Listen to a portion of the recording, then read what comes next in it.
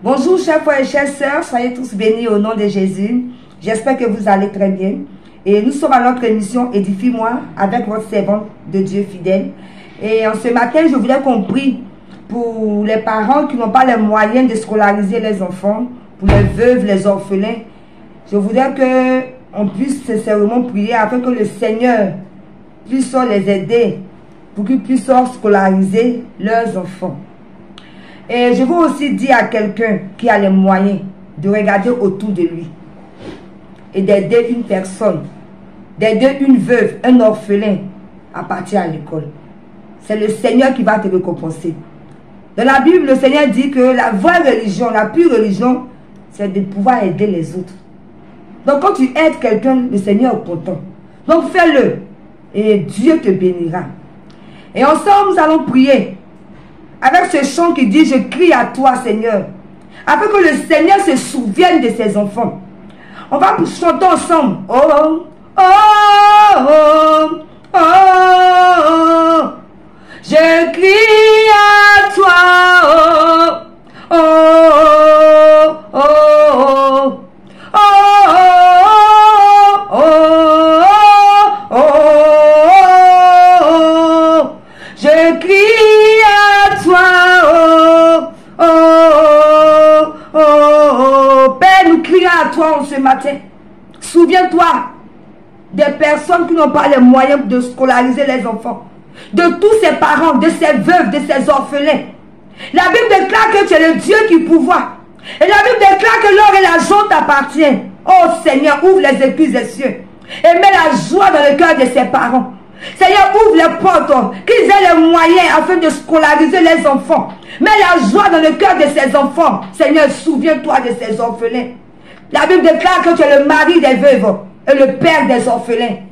S'il te plaît, Seigneur, viens au secours de ses parents, au secours de ses veuves, au secours de ses orphelins, et que ton nom soit toujours glorifié au nom de Jésus.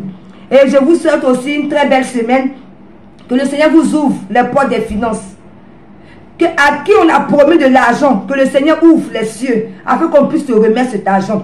Si aussi ton argent est bloqué quelque part, tu as fait un travail, ou bien quelqu'un est venu te prêter de l'argent, que le Seigneur touche le cœur de la personne, qu'il pourvoie aux besoins de cette personne, afin que cette personne puisse redonner ton argent. Que Dieu vous bénisse. Passez une très belle semaine.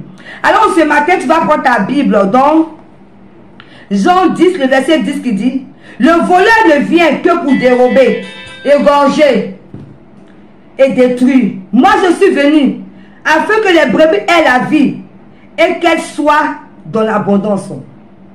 Le voleur ne vient que pour dérober, égorger et détruire, frères et sœurs. En ce matin, je veux parler aux chrétiens.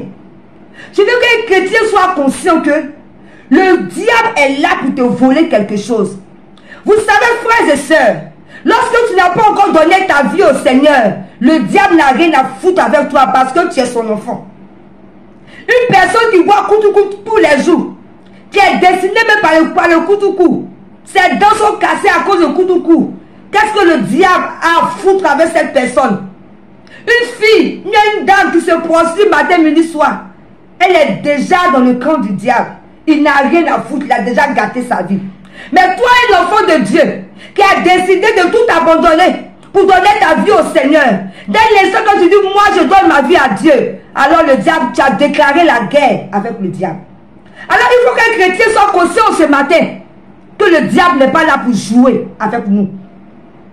Il est là pour voler notre paix, pour voler notre joie, pour voler notre liberté. Alors ils vont envoyer des tentations, ils vont envoyer les découragements, ils vont envoyer la tristesse, ils vont envoyer toutes sortes de choses pour détruire ta vie. C'est pourquoi ce matin, je veux dire à un chrétien d'être très vigilant. La Bible déclare encore dans 1 Pierre 5, verset 8 qui dit: soyez sobres, veillez, votre adversaire le diable rôde comme un lion rugissant, cherchant qui il dévorera. Sobre veut dire soyez bien éveillés, soyez lucides, parce que le diable est là, il rôde. Voilà pourquoi ce matin je veux parler à un chrétien d'arrêter de jouer avec sa vie. Parce que quand tu joues avec ta vie, tu donnes accès au diable. La Bible déclare dans Ephésiens 4, verset 27, ne donnez pas accès diable. Quand tu joues avec ta vie, tu ouvres une porte et le diable rentre pour frapper. Voilà pourquoi un chrétien doit être conscient qu'il est chrétien. Et il doit pratiquer les choses qu'un chrétien doit faire.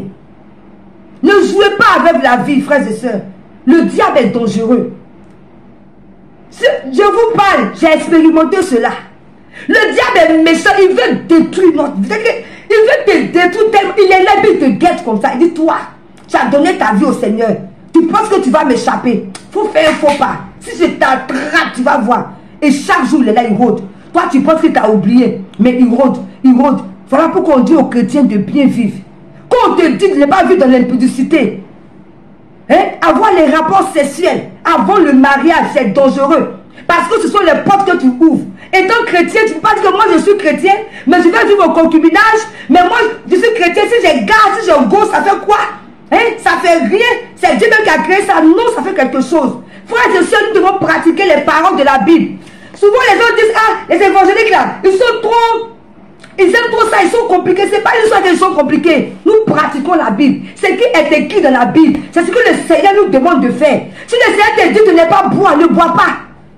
Tu dois aller boire, tu ne sais pas qui va t'empoisonner là-bas, c'est une porte que tu as ouverte. Tu as fini de boire, tu veux traverser la route là, et une voiture te cogne. C'est toi-même qui as provoqué. C'est pourquoi le Seigneur aime que nous sommes lucides. Ne buvez pas. Ne dis pas non, je vais prendre une bière. Ça fait quoi? Ça fait rien. Un chrétien doit être un exemple. Si toi chrétien tu bois, le païen va faire quoi? Frères et sœurs, veillons sur notre vie. Soyons éveillés. Il nous reste quelques mois, nous allons finir l'année. Et le diable rôde, il cherche qui il va prendre. Peut-être qu'il t'a programmé. Peut-être qu'il est en train de faire des plans pour ta vie. Mais tu vas rester là comme ça. Et puis ils vont t'avoir. Non. Refuse cela. Alors un chrétien doit avoir une vie de prière. Une vie où tu dois jeûner par moment. Une vie de méditation. Un chrétien doit être consacré. C'est-à-dire que tu dois vivre tout le temps dans ta relation avec le Seigneur sans relâche.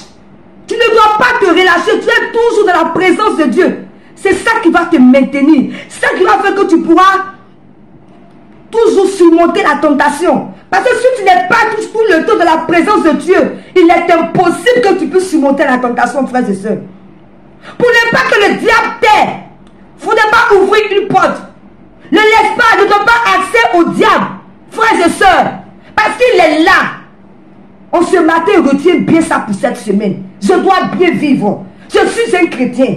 Je suis à l'image de Jésus-Christ. À travers moi, on doit voir Jésus-Christ.